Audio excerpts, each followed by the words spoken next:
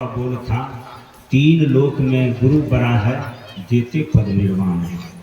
कबीर साहब ने इसकी गवाही दिया है, रामकृष्ण से को बड़ा हूँ तो गुरु किन, तीन लोक के जय धनी गुरु आगे अधे। करता करे न कर सके गुरु करे सो होए, सात दीप नौ खंड में गुरु से बड़ा न कोई। मेरे गुरु को दो भुजा, गोविंद को भुज चार, गोविंद से कछु ना सरे गुरु उतारे पार। जाके रक्षक गुरु धनी तो क्या करे कोई और, हरि रूठे गुरु शरण है, गुरु रूठे नहीं ठौर। जिसका रक्षा करने के लिए गुरु तैयार है तो भगवान कुछ नहीं बिगाड़ पाएंगे। अर्थात गुरु के पास दो हाथ है, ब्रह्मा जी के पास चार हाथ है, लेकिन ब्रह्मा जी चारों हाथ से हमारा कल्याण नहीं कर सका आज तक, लेकिन गुरु जी ने दो हाथ से कल्याण कर दिया। इसीलिए देते पद निर्वाण है। बिना गुरु के किसी का काम शुरू नहीं हुआ है। कबीर साहब ने कहा, राम कृष्ण से को बड़ा, राम से कितने आदमी बड़ा है, कृष्ण से कितने आदमी बड़ा है, कोई तो बड़ा नहीं है। सब मानते हैं कि राम कृष्ण सबसे श्रेष्ठ हैं, लेकिन राम का गुरु कौन थे? विश्वामित्र। कृष्ण का गुरु संदीपन मुनि। अब सोच लीजिए, भगवान का भी गुरु होता है, लेकिन इंसान का नहीं शुरू होता है। बताइए, हम लोग राम कृष्ण से भी बड़ा है। राम का गुरु विश्वामित्र। राम को बाल्य अवस्था में पिता से मांग करके ले गया था, किसने? अनुज समेत दीजिए रघुनाथा, निश्चर बधई को होए सना था। तो महाराज दशरथ का प्राण उड़ गया। उसने कहा कि गुरुजी धान लीजिए, धाम लीजिए, खींच लीजिए देह चाम को, किंतु मत अपने मुख में नाम लीजिए राम का। हम नहीं देंगे राम, हमारा चाम ले लीजिए, धन धाम ले लीजिए, मत मांगिए राम को। सोचिए, जिस गुरु के कृपा से सब कुछ प्राप्त हुआ है, वही गुरु को कहता है कि गुरु जी हम आपको कुछ नहीं, सब कुछ दे सकते हैं, लेकिन राम नहीं दे सकते हैं। जरा विचार करिए कि राम महाराज दशरथ को किस अवस्था में मिला था? चौथापन में।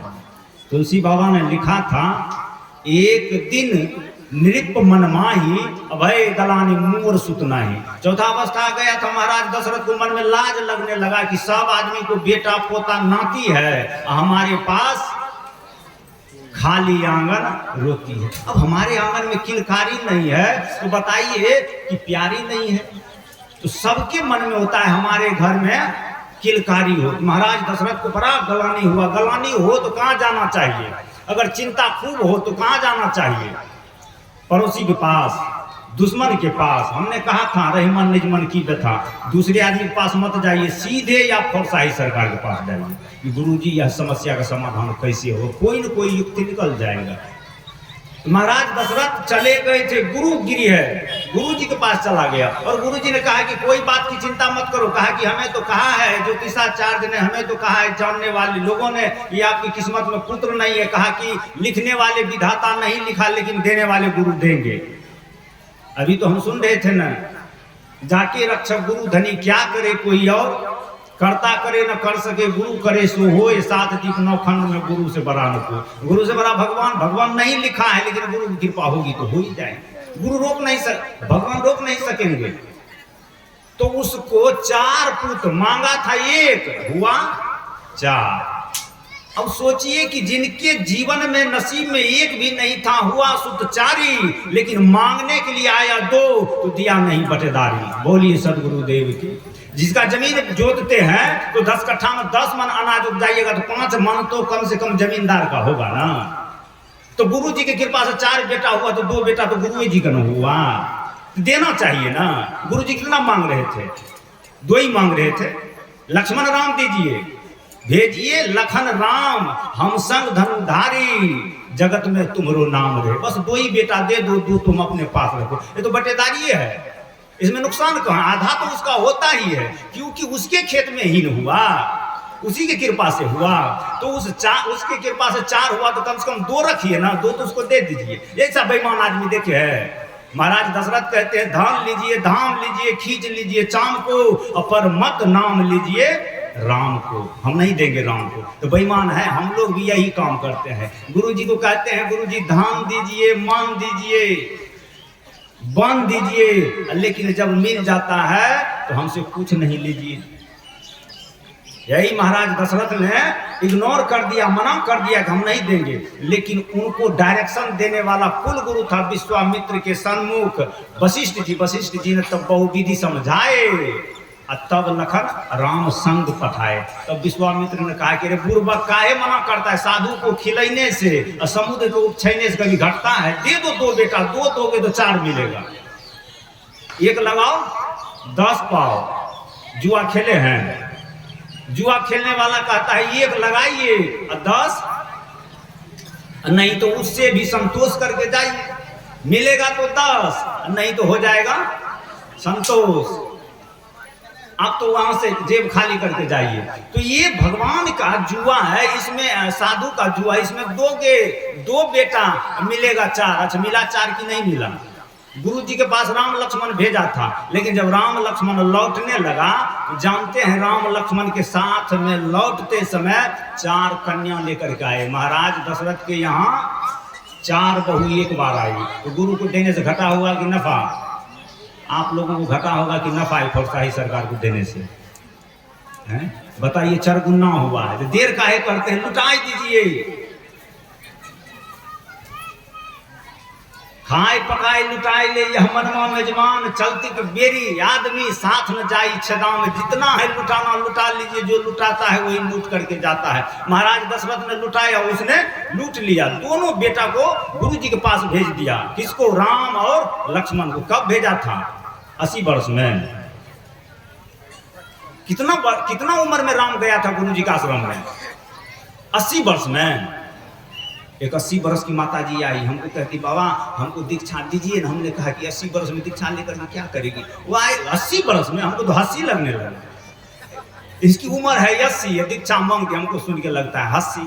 भाई 80 में ये हंसी करेगी? नहीं बाबा, अंतःमति सोए गति। ये तो लोग कहते हैं कि कम से कम अंतिम में भी शरण लग जाता है तो अगले जन्म में भी हर धन का नाश होता है, लेकिन भक्ति धन का नाश नहीं होता। आप जहां से भक्ति आप छोड़ेंगे, मर जाएंगे, आपकी लास्टिंग हो जाएगी, तो अगले जन्म में फिर वहीं से शुरुआत होगी। इसकी गवाही कबीर साहब ने दिया है, कहा है भक्ति बीज बीन से नहीं, लाख परे चाहे झोल, कंचन जो बिस्टा परे तो घटे न तन को मोल। लोहा अगर सोना को कचरा पर फेंक करके उठाया जाए तो दाम घटेगा। पहले जौहरी लोग आते थे, स्वर्णकार लोग आते थे, घर घर गांव गांव जा करके गहना से मैली निकालते थे ना। और जानते हैं मैली निकालते समय वो क्या करते थे? सोना को निगल जाते थे। और निगल जाते थे, जब उसको डोल डाल लगता था तो बाथरूम नहीं जाते थे, मैदान नहीं जाते थे, घरे में जाकर के कठौता में रखते थे। बोलिए सदगुरुदेव की। सही बात है। उसको जब डोल डाल लगता था, क्यों? क्योंकि मैली जो काटता था तो उस गहना को निगल जाता था, अपने पेट में ले लेता था। और जब आप खाइएगा तो निकलवे ही करेगा। 1 घंटा हो, 2 घंटा हो, नहीं तो 8 घंटा में तो निकलेगा, भीतर में तो रहेगा नहीं। एक बच्चा हमारे सामने में 1 रुपया का सिक्का दिया था, माँ उसको खेलने के लिए, उसने निकल गया, माँ रोने लगी। डॉक्टर ने कहा कि मैं दवा देता हूँ, कोई बात नहीं, निकल जाएगा। उसके बाद बच्चा को 2-4 घंटा के बाद, 8 घंटा के बाद वो पैसा निकल गया तो बच्चा बहुत खुश हुआ, माँ उसको फेंक दी। बच्चा रोता है, हमारा पैसा है, हमसे नहीं निकला है। अब 1 महीना तक उसको कितना ही पैसा दे, माँ ने नहीं वही पैसा लेंगे जो हमसे निकला, वो हमारा पैसा हो गया। तो इसमें जाने के बाद तो निकलेगा। तो स्वर्णकार जो होता था वो निगल जाता था, और निगलने के बाद जब उसको डोल डाल लगता था वो कठौता में जाके रखता था, और उसको फिर धो करके बीन करके साफ करके निकालता था, फिर बेचता था तो कोनो दाम घटता था, वही भाव में बिक जाता था। लोगों को पता ही नहीं था कि वही है। बताइए, वही सोना पेट में गया, खेत में गया, बच्चा कठौता सब जगह गया।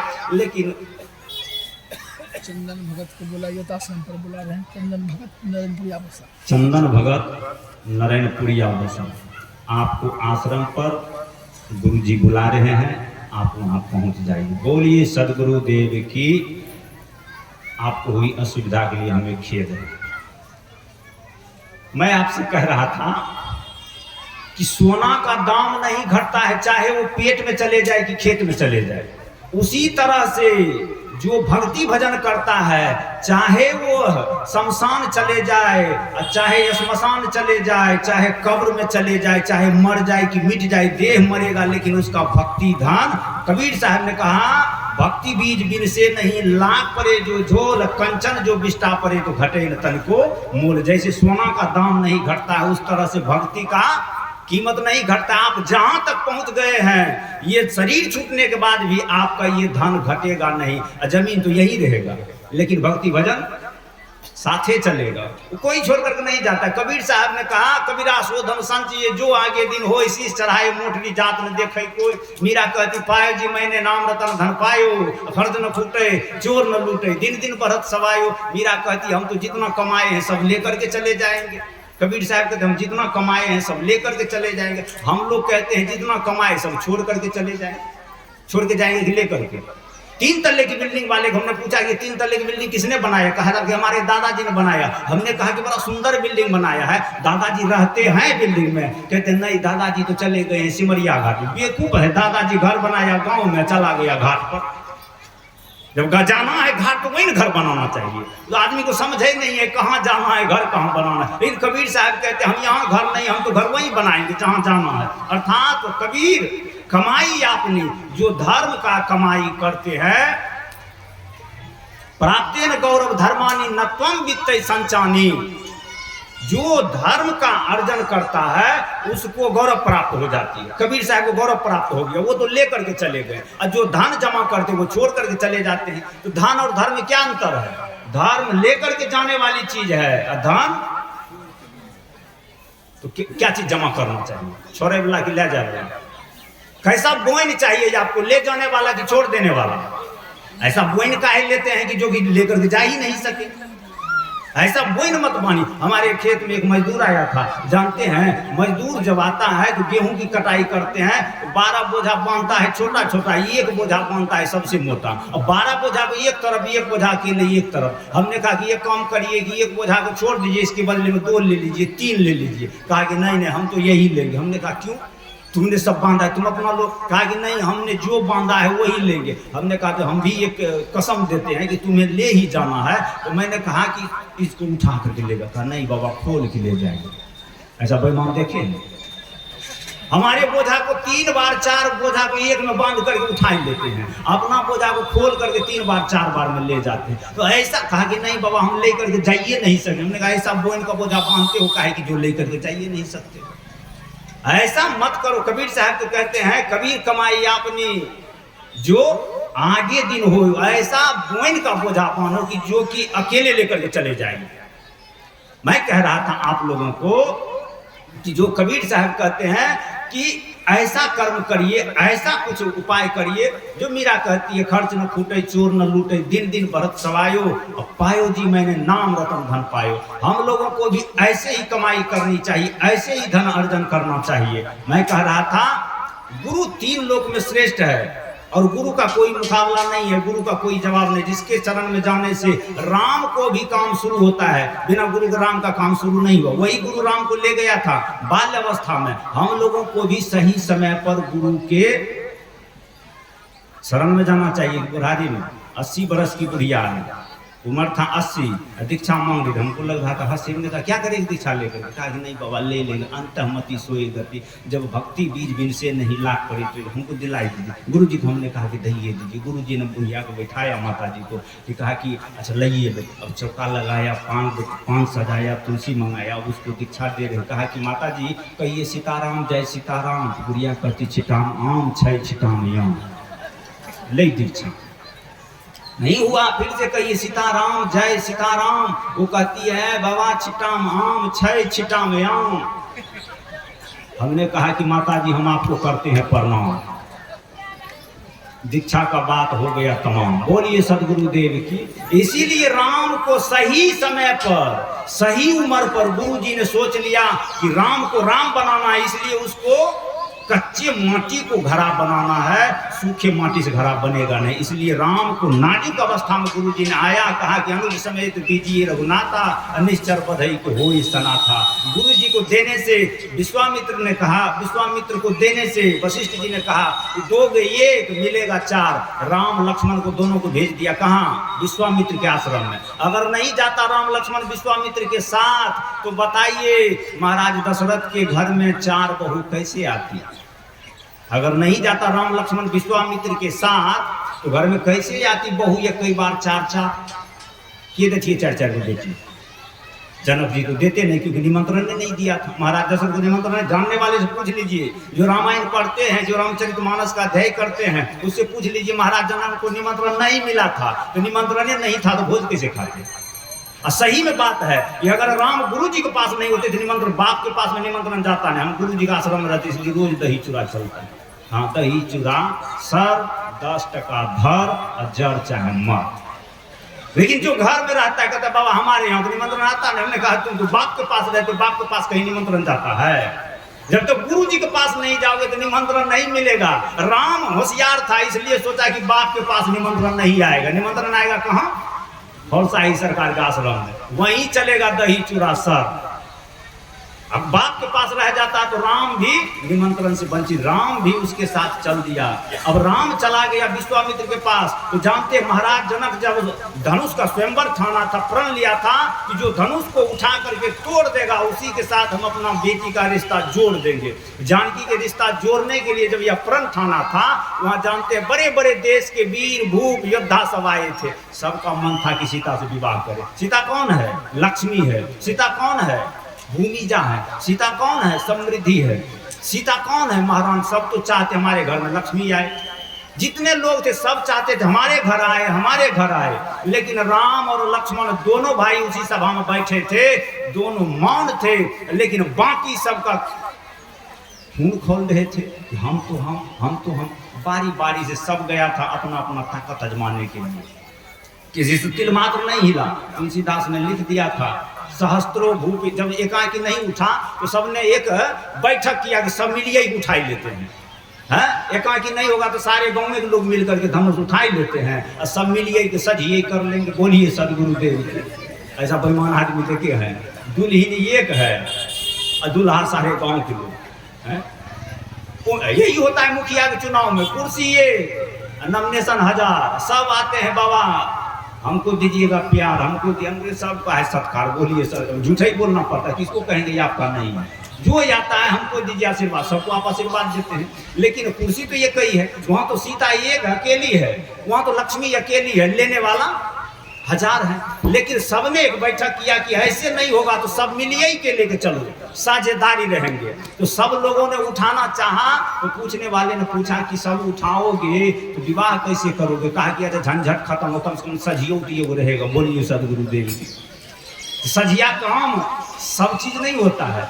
तब जा करके विधि को जो मंजूर नहीं था, तुलसीदास ने लिखा सहस्त्रों भूप ये कही 12 लगे उठावन टरे न था। सारे गांव के लोग मिलकर के जो काम नहीं कर सका उसको अकेला राम कर दिया।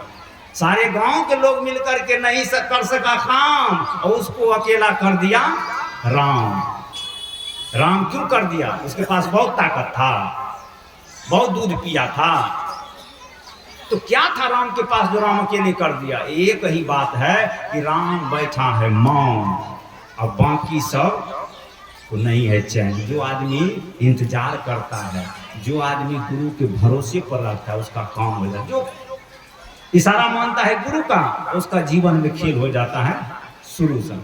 तो राम चुपचाप बैठे हैं और सब जब उठा करके थक गया तो महाराज जनक जी को लगा कि मेरी बेटी कुमारी रह जाएगी, क्योंकि सारे गांव लोग मिल करके उठा नहीं सके। तो अब जनक के अब वैदेही की ब्याह होगी कैसे? तब जाकर के महाराज जनक ने निराश होकर के कहा तजहुवास निज निज गृह जाओ विधि न लेखे वैदेह विवाह हो। अब हमारी बेटी की ब्याह नहीं होगी, आप सब लोग घर चले जाइए। ऐसा बात जब कहा, बोलिए सदगुरुदेव की जय। ऐसा बात जब महाराज जनक जी ने कहा कि अब विधि ने हमारे वैदेह की विवाह लिखी नहीं है, इसलिए सब लोग अपने अपने घर चले जाओ। अब जानी कोई माँ खई भटमाही वीर विहीन धरती में जाने, वीर विहीन धरती जो जानती धनुष प्रण कब हूँ नहीं ठानती। कहा कि अगर हम जानते कि सारे गांव के लोग पुरुष नहीं हो, सब बिल्कुल नारी हो, हम ऐसा प्रण नहीं ठान। बताइए, सबको कह रहे हैं कि अगर पुरुष हो तो ये धनुष नहीं उठा सकते, जो हमारी बेटी बायां हाथ, जिसको बेटी कन्या सुकुमारी ने उठा लिया, तुम सब मिलकर के नहीं उठा सके, तो बताओ काहे के लिए चूड़ी पहन लो, गहना पहन लो, काहे के लिए पुरुष कहलाते हो, काहे के लिए योद्धा। सब लोग चुप बैठो और अपने अपने घर जाओ। ऐसा बात जब विरक्त को ललकारा तो एक बात जान लीजिए, जो आदमी को जो चीज में पारंगत होता है उस चीज में आप उसको लानत को बर्दाश्त होगा।